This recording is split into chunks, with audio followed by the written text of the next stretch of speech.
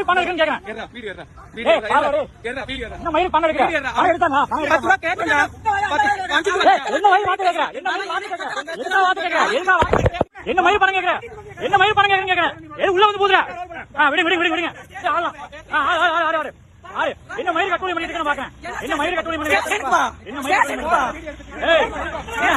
என்ன மயிறு கேக்குறேன்.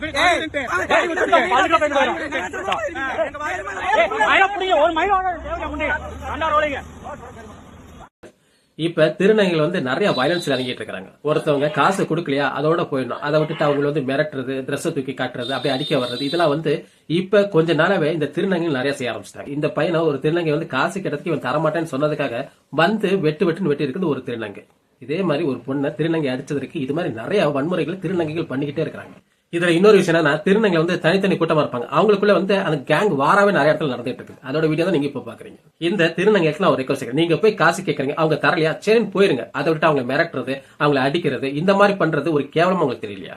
இப்ப கீழே கமெண்ட்ல வந்து நிறைய பேர் கருவாங்க, எங்களை ஒரு மனுஷனா பார்த்தா நாங்க இப்படி பண்ண மாட்டோமே. உங்களை எல்லாருமே மனுஷனா தான் இங்க பாத்துக்கிட்டு இருக்கிறோம். எங்க கூட இருக்கிற ஒரு சக ஆன்மாவை தான் பாத்துக்கிட்டு இருக்கிறோம். ஆனா நீங்க காசு கேட்கும் போது கொடுக்கலன்னா உடனே நீங்க வன்முறை கையில் எடுக்கிறீங்க. அப்ப என்ன செய்யலாம்?